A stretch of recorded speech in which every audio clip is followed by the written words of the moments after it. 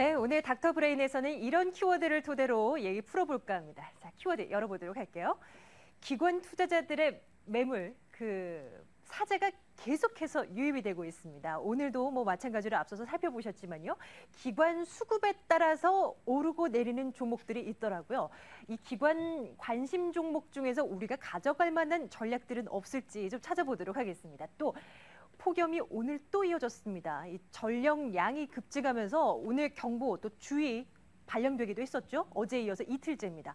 전력과 관련된 그 종목들도 있습니다. 이런 종목들 어떤 관점에서 좀 대응하는 것이 좋을지 오늘 또 한번 짚어보도록 하겠고요. 또 특징주들 가운데서 만도, 한라공조 앞서서 마감 시황에서 체크했던 종목들입니다. 이 종목들에 무슨 일이 있었고 앞으로는 어떻게 된다는 것인지 함께 전문가와 함께 체크해드리도록 하겠습니다.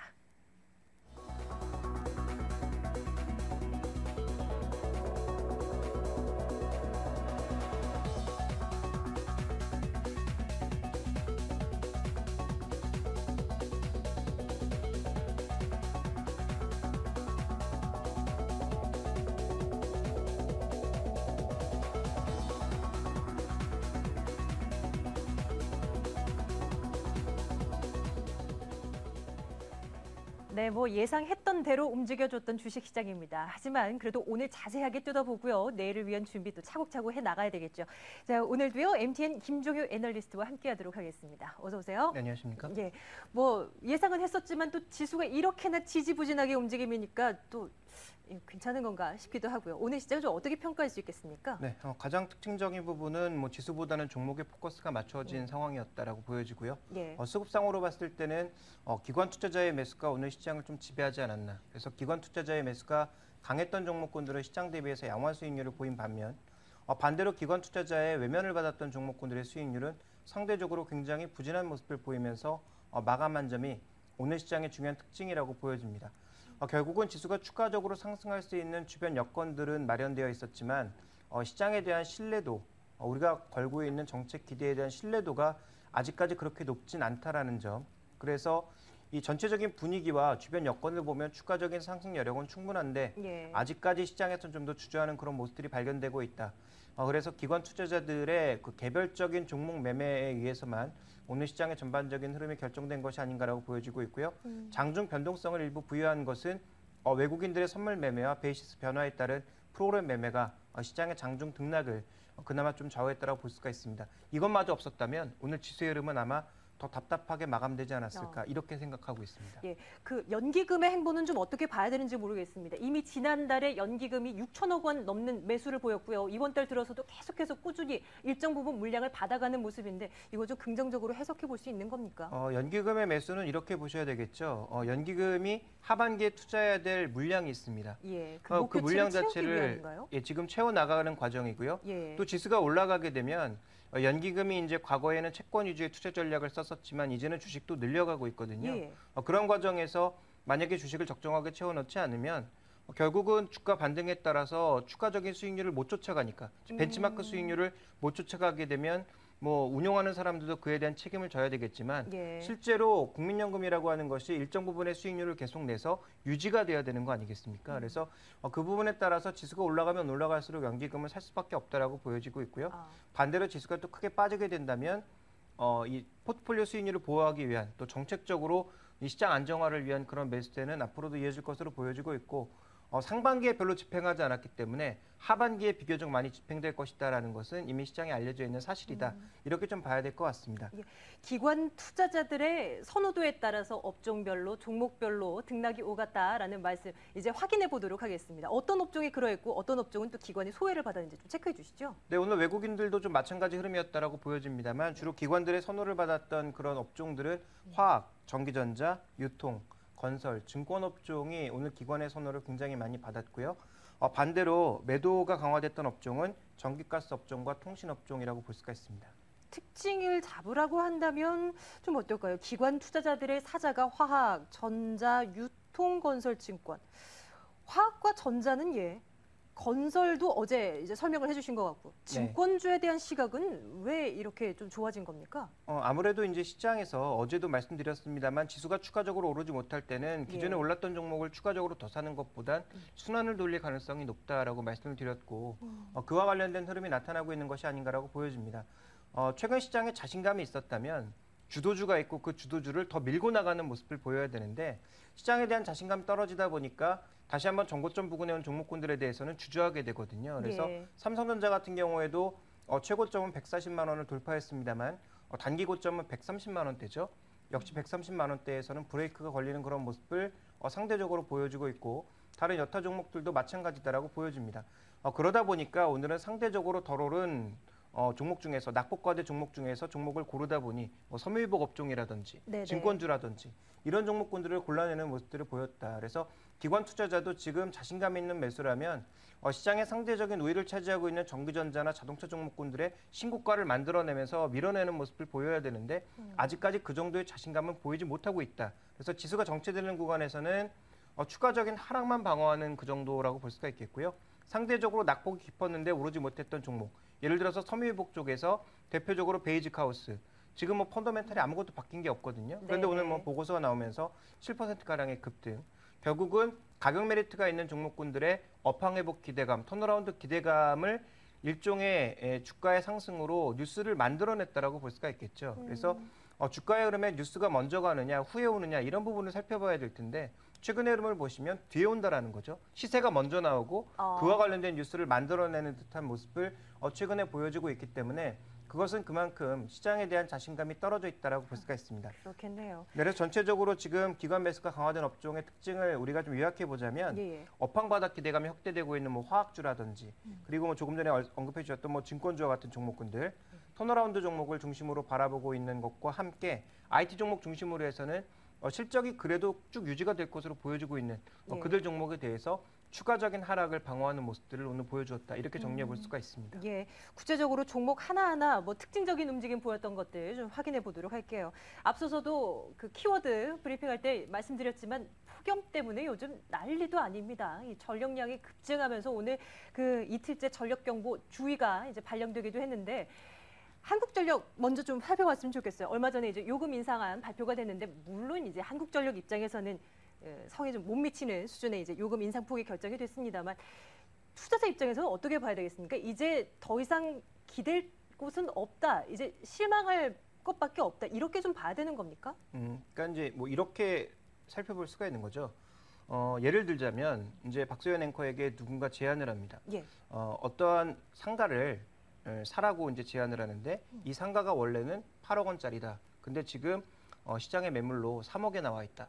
그러면 굉장히 매력적으로 느껴지지 않습니까? 그럼요. 당장 사야죠. 그래서 당장 사야 될 것 같은데 문제는 위치가 별로 안 좋아서 지금 당장 돈을 못 번다. 그리고 돈을 별로 못 벌기 때문에 요금을 조금 올리려고 했더니 그러니까 예를 들어서 식자재를 파는 가게라고 하면 식자재 가격을 조금 올리려고 했더니 주변에 그 반대가 너무 세서 원하는 만큼 올리지 못했다.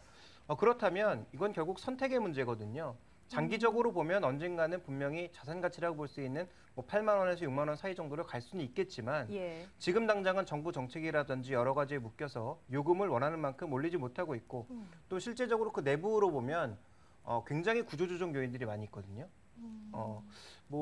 가까운 서울 내에 있는 이 중부화력발전만 가보셔도 아시겠습니다만 그 중부화력발전 내 유효 토지가 굉장히 많습니다.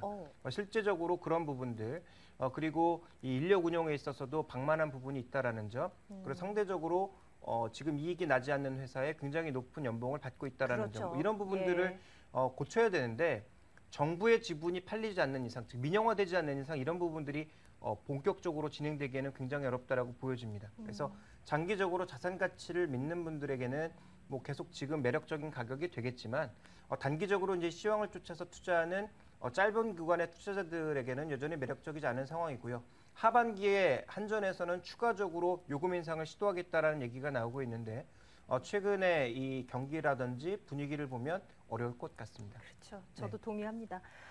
이 폭염과 관련해서 관련 종목들이 여러 가지로 나뉩니다. 스마트 그리드 관련주도 뭐 관련주로 이제 부각이 되고 있고요. 플랜트 관련주도 뭐 일부 속할 수도 있을 것 같은데 각각마다 전략은 좀 어떻게 가져가야 됩니까? 일단 스마트 그리드 관련주에 대해서는 우리가 좀 주목해 봐야 되겠다. 왜냐하면 스마트 그리드가 지난 2년간 말만 나왔습니다만 실제로 스마트 그리드와 관련돼서 한 게 별로 없거든요. 근데 이제 관련된 매출도 서서히 발생할 것으로 보여지고 있고 핵심 기술도 하나둘씩 국내에서 개발되고 있는 것으로 보여집니다. 그렇다면 뭐 누리텔레콤을 비롯한 종목군들도 물론 영향을 받겠지만 실제로 가장 먼저 매출의 비중에 영향을 줄 수 있는 종목 그리고 핵심 기술을 가지고 있는 종목을 본다면 LS산전 정도가 좀 눈에 띄는 그런 종목이 아닌가라고 LS산전. 보여지고 있고요. 예. 최근에 발표되는 재료들을 봤을 때 해외 쪽에 철도 플랜트 관련된 것들에 대한 수주 그리고 추가적인 전력 배전망에 관련된 수주가 좀 늘어나고 있는 모습이고 오늘 같은 경우에는 스마트 그리드와 관련된 직류 교류의 전환에 필요한 이쪽에 컨버터를 개발하는 그 핵심 기술을 개발하는 그런 어렵네요. 뉴스가 나와 있기 때문에 예. 이런 부분들을 놓고 봤을 때 LS산전 같은 경우에 이제 양적 선장이 가능하다라는 거죠. 2008년부터 매출이 1조 4천억대에 계속 묶여 있습니다. 그럼 이들 업체가 주가 올라가기 위해서는 영업이익률을 올릴 수밖에 없는데 이들 업체 영업이익률은 3% 내외입니다. 그리고 경기가 좀 안 좋으면 예. 마이너스로 전환되는 모습도 보여지고 있고 그래서 전체적으로 이제 이익률을 올릴 수 없다면 양적 팽창을 해야 되는데 이 스마트 그리드를 통해서 양적 팽창을 할 수 있는 그런 근거들이 마련되고 있다는 관점에서 스마트 그리드 쪽에서는 LS산전 정도가 관심 종목으로 눈에 보이고 있습니다. 예. 자, 오늘 또 특징주 하나 점검을 해볼까요? 코스피 그 지수의 변동폭은 사실 퍼센트로 따져봤을 때 0.5% 미만입니다. 그런데 이 종목은 오늘 하루 고가 저가 합해서 17% 정도 위아래로 요동쳤습니다. 바로 한라공조 얘기 좀 해보겠습니다. 그럼 뭐 그 대주주죠. 비스티온이 한라공조의 상패를 추진하겠다라고 얘기를 했었는데 그 기대감 때문에 주가가 참 많이 올랐는데 그 기대감이 사라지는 뉴스가 오늘 들려왔습니다. 이거 어떻게 된 일인지 좀 설명이 필요할 것 같아요. 네, 한라공주의 주가 상승 원인이 M&A 기대감이었죠. 그런데 그것을 희석시키는 요인이 나왔기 때문에 주가가 예. 빠지는 것은 당연하다라고 봐야 될 것 같고요. 그러니까 최근에 주가 상승 요인이 펀더멘탈 요인보다는 M&A 이슈에 묶여 있는 상황이어서 이런 모멘텀 관련 종목군들은 모멘텀이 줄어드는 구간에서 변동성 확대는 피해갈 수 없는 내용입니다. 그래서 네. 만약에 이 뉴스가 확정된 것은 아니지만 만약에 확정되는 분위기로 흘러간다면 결국은 계속 주가의 변동성은 나타날 수밖에 없다라고 보여지고요. 또 하나 이제 만도와 관련돼서 살펴봐야 될 것은 장기적으로 지금 만도가 한라공주의 지분을 가져가는 것이 부정적이냐 이 부분을 살펴봤을 때 그렇지는 않은데 문제는 뭐냐면 지금 한라공주와 만도의 시가총액이 비슷합니다. 그래서 두 종목이 지금 3조 원대 부근에서 맴돌고 있는 그런 양상이어서 네네. 과거에는 이제 한라공주가 만도의 자회사였습니다만 지분을 전부 팔았던 회사였는데 지금 국민연금에 만약에 지분을 인수하게 되면 지금 현재 시가총액으로 봤을 때는 한 3천억 이상 가량의 물량, 이 돈이 들어가야 되고요. 추가적으로 또 지분 확대를 더 해야 된다면 들어가는 돈이 생각보다 많다라고 보여지거든요. 그럼 만도에도 이제 좀 주가에 악재로 작용할 만한 요인 아닌가요? 단기적으로는 그렇죠. 그런데 중장기적으로 봤을 때 만도가 전장 부품을 생산해내고 있는 그런 회사인데 네네. 이 전장 부품의 하나의 또 포트폴리오를 넓혀간다라는 측면에서 장기적으로 봤을 때는 나쁘지 않고요. 그리고 모든 일에는 빛과 그림자가 동시에 존재합니다. 예. 그래서 국민연금에서 그것을 인수하는 조건으로 국민연금의 지분을 인수하는 조건으로 받은 것은 글로벌 M&A를 시도할 때 국민연금의 도움을 얻을 수 있다라는 점은 긍정적입니다. 최근에 자동차에 있어서 가장 강조되고 있는 것이 전장 부품의 강화고요. 만도 같은 경우에도 현대자동차와 굉장히 깊은 관계를 맺고 있는 것으로 시장에 알려지고 있는데 현대자동차 같은 경우에도 전장 부품을 강화하기 위한 노력을 굉장히 강화하고 있습니다. 그렇다면 국내 기업에서 뚜렷한 기업이 없다면 결국 해외 쪽에서 매물을 찾아봐야 되거든요.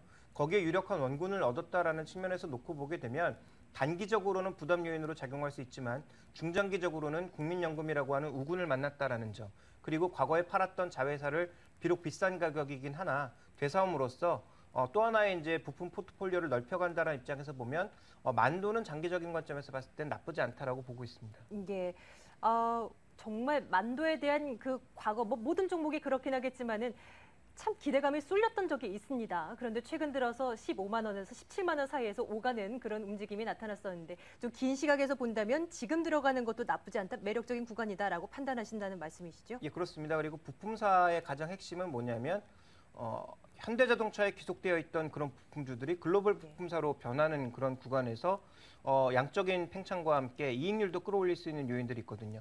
만도도 최근에 그런 흐름들이 일부 나타나고 있다라는 측면에서 예. 현대위아가 이제 가장 앞서가는 모습이었고 뒤이어서 이제 이 만도 같은 종목이 비슷한 흐름을 보여줄 수 있지 않을까라고 판단하고 있습니다. 그래서 지금 시가총액 기준으로 두 종목 모두 지금 3조 원대에서 움직이고 있는 그런 종목군들인데 한라공조가 만약에 차라리 상장 폐지됐다면 한라공조에 들어와 있던 기관 지분들이 분할될 수 있었다라는 측면에서 오히려 긍정적이었는데 지금 이 만도와 한라공조와 관련된 이슈는 앞으로도 좀 굉장히 많이 지켜봐야 될 이슈로 보여지고 있고요. 어쨌든 결론적으로 만도는 현재 가격대에서는 팔기보단 오히려 조금 더 사야 되는 종목이 아닌가라고 판단하고 있습니다. 예. 코스닥 시장도 정리를 해봐야 되겠죠. 오늘 코스닥 시장에서 또 눈여겨볼 만한 종목들 뭐 있었습니까? 전반적으로 어저께 말씀드릴 때 어저께 올랐던 조선주, 전기전자 이런 종목군들의 탄력이 둔화되면서 지수의 상승폭이 둔화된다면 예. 상대적으로 피팅주라든지 부품주 같은 것들이 더 움직일 수 있다라는 말씀을 드렸죠. 오늘 그와 같은 흐름이 나타나면서 시장의 관심은 일부 피팅주라든지 턴어라운드를 할 수 있는 그런 종목군들의 매기가 집중되는 양상이었고요. 또 하나 어저께 강세를 보였던 컴투스와 같은 일부 컨텐츠 종목군들의 시장의 관심이 여전히 집중되는 양상을 보여주고 있습니다. 코스닥 시장 같은 경우에는 어저께는 개인들의 매수가 시장의 중심이었다면 오늘은 장 후반에 좀 바뀌긴 했습니다만 기관도 일부 업종에 사는 모습을 보여주었고 또 외국인 중심의 매수가 유입되고 있다는 관점에서 이들이 계속 끌고 나가고자 하는 엔터테인먼트 관련주들 그중에서 실적을 발생시키고 있는 종목군들 네. 현금 흐름이 계속 발생하고 있는 지금 음원주들이나 아니면 게임주들 중에서 모바일 게임주 중에서 실제로 실적에 반영이 되고 있는 그런 종목군들을 중심으로 대응하시는 게 좋을 것 같고요. 또 피팅주들 같은 경우에는 아까 이제 유가증권 시장에서 설명을 드리지 못했는데 스마트 그리드와 관련되어 있는 그 전력 관련주들 중에서 중국 같은 경우에는 지금 추가적으로 발전소를 만들어야 되거든요. 그와 관련된 종목군들이 움직일 수밖에 없는 상황이고 네. 그와 관련된 종목군들이 움직인다면 과거 이 피팅주들의 가장 안 좋았던 부분이 저가 수주였습니다. 근데 최근에 수주되고 있는 것은 과거의 저가 수주보다는 영업이익률을 끌어올릴 수 있는 요인들이 존재하고 있거든요. 그건 왜 그런 건가요? 이제 과거 같은 경우는 경기가 안 좋았기 때문에 대표적인 경기 산업으로서 경기가 안 좋았을 때 수주는 낮은 가격이라도 해야 현금이 돌기 예, 그럼요. 때문에 네네. 이들 업체의 저가 수주가 굉장히 많았습니다. 그런데 지금은 중국은 당일성이죠. 경기를 발전시키기 위해서 지금 소비나 이쪽을 진작할 수가 없으니까 투자를 진작시키는 것이고 서부대 개발과 맞물려서 이쪽에 가장 먼저 해야 될 것은 도로, 항만, 발전소 이런 것들이거든요. 예. 이 사회 간접 자본은 정부가 추진하는 사업들이기 때문에 상대적으로 안정적인 수익률을 가져갈 수가 있습니다. 그래서 그런 부분을 고려해 보면 과거의 수주보다는 조금은 이익률을 끌어올릴 수 있는 부분이 있다라는 측면에서 예. 긍정적으로 보고 있고요. 양적인 팽창도 일부 나타나고 있다라고 보여집니다. 예. 자, 이렇게 오늘 시장 정리를 해봤는데 이제 뭐 나중에 내일을 위한 전략을 좀 세우겠지만 너무 궁금해서요. 만기일이 이제 다가오고 있는데 이거에 대한 여파는 없이 좀 미리 좀 점검해 주셨으면 좋겠습니다. 물량 그 프로그램 매수가 좀 계속 유입이 되고 있는데 이거에 대한 흔들림 없겠습니까? 그 최근 순차익 잔고를 한 2주간 살펴보면 한 7천억 정도가 늘었거든요. 예. 그런데 이것을 주도한 것은 여전히 국가 지자체 쪽입니다. 어. 이 국가 지자체가 세금을 내지 않는 주체라는 것을 고려해 봤을 때 베이시스의 변화를 물론 전제 조건으로 삼아야 되겠지만 베이시스가 만기일로 가면서 계속 악화되는 모습을 보인다면 전체적으로 매물이 흘러나올 가능성은 충분히 있다라고 보여집니다. 근데 최근에 시장의 거래량과 거래대금이 여전히 늘지 않고 있기 때문에 네. 한 1,000억, 2,000억 정도의 물량만 나오더라도 시장을 교란할 가능성이 있어 보이고요. 또 하나의 교란 요인은 지난 만기의 주범이었던 보험입니다. 최근에 국채 수익률이 전반적으로 떨어지면서 보험 쪽의 투자이익이 계속 줄어들고 있거든요.